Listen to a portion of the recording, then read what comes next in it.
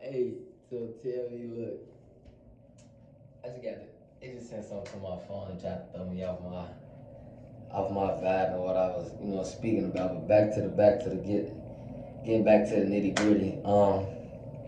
This thing we call suffering, and how as a people we can be addicted to it, right? We have, from my observation of the economy and everything around me, and what I see is how we can be addicted to suffering on a multitude of different dimensions of living. Excuse me. On a financial sense, when it comes to the dealings with monies, um, spiritually, emotionally, physically, socially, environmentally, we can be suffering from our environment because our environment is not in alignment.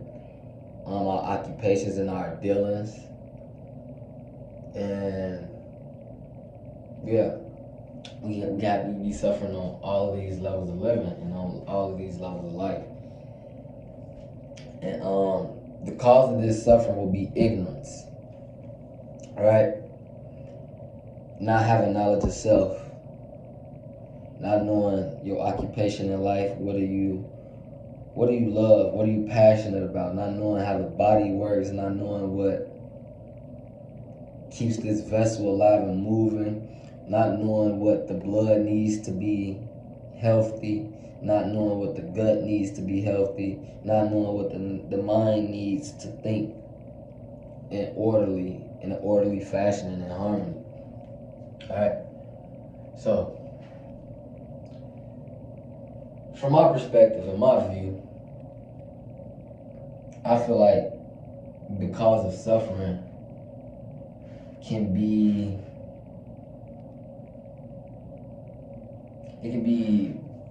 put to rest. That can be put to rest only if, one, we have unity. What I mean by unity is coming together on a whole scale and get into the nitty gritty and find out the problem, which is, what causes me to think certain thoughts? What am I feeding my nervous system?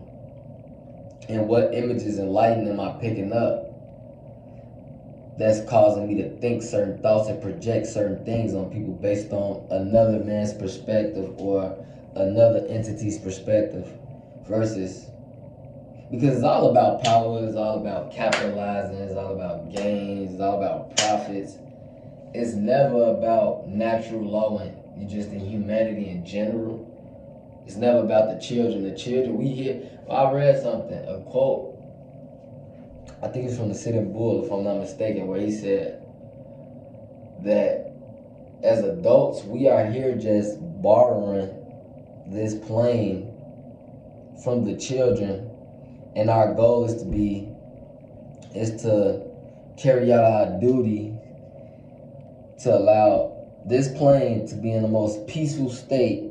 Positive energy always creates elevation. In the most peaceful state, so that when the children get here, they not suffering from mental illness, physical illness, and things of that nature, right? So I thought about that. I was like, man, how can we come together and put an end to all of these things, right? But the first thing, like I always say in my previous videos, and I'm gonna keep stating this: knowledge of self. We need to start isolating ourselves from certain things and from certain people and from certain individuals and start seeing it for what it is and not what we want it to be. Because we want it to be all love based on titles,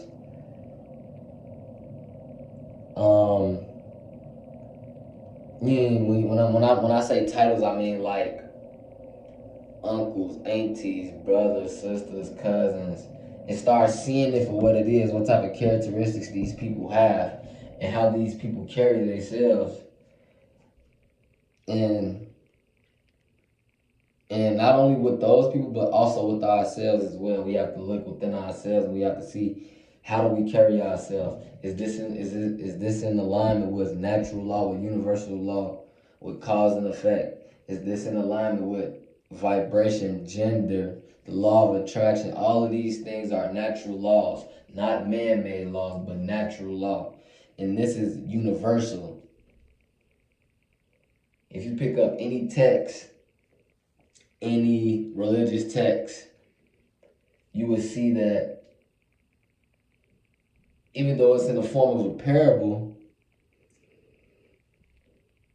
by universal law, it tells you universal law, but it's broken up into segments of different stories.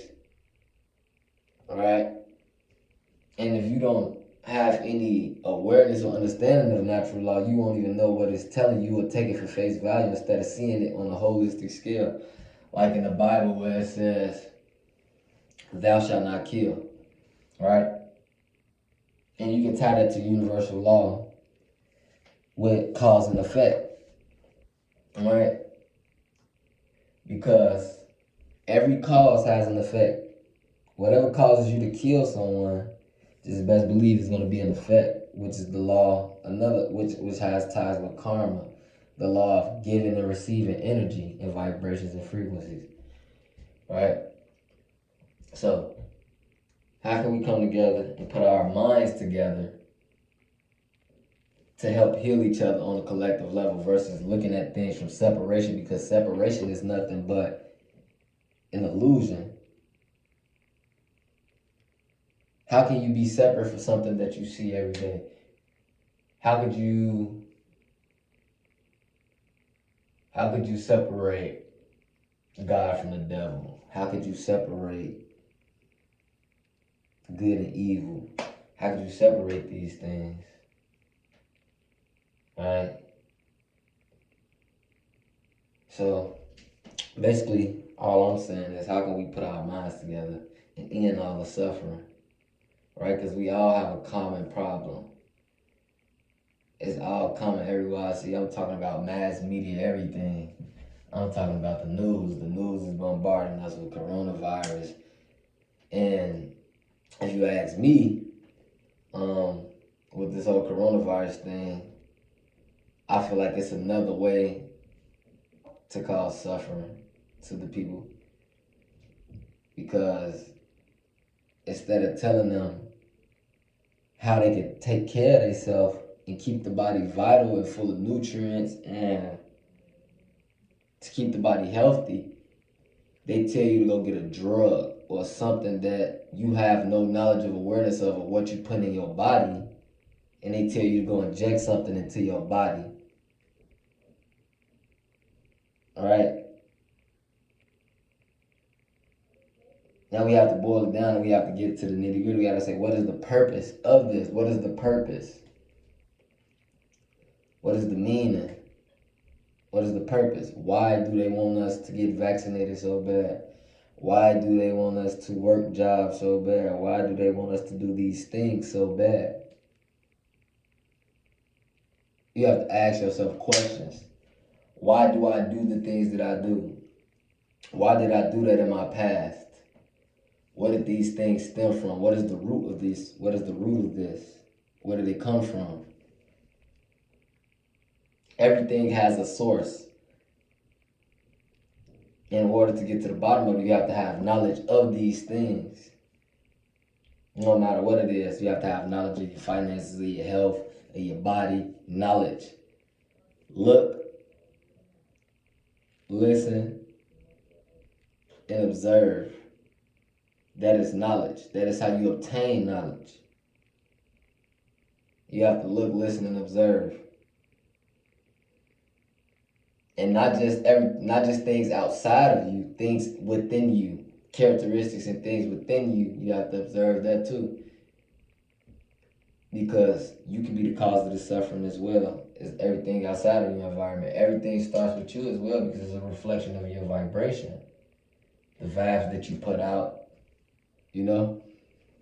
And Nobody is perfect. We all got we all have our vices. But once you make the conscious decision to know what's causing this in your environment or your economy, then you can come up with a solution. And you can find your answer. And that's when you gain wisdom. Right? Then you know, okay, this is what I can do to allow this suffering this is what I can do to present a solution for the suffering. This is what I can do. First, you have like when I say knowledge, you have to know yourself holistically. I'm talking about, for me, one of the things I did was I found out my life path. What am I here for? I'm here to build. I'm here to guide. I'm here to be the master of discipline and the master of maturing. That is what I'm here for. This is the essence of the number 4.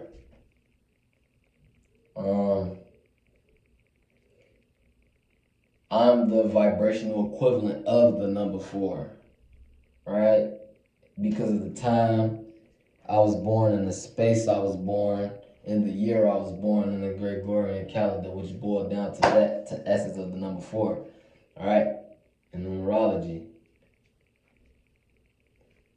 So, anyways, that was just an example of me having knowledge of self and taking the time and making a conscious decision to have some type of knowledge of myself. You feel what I'm saying?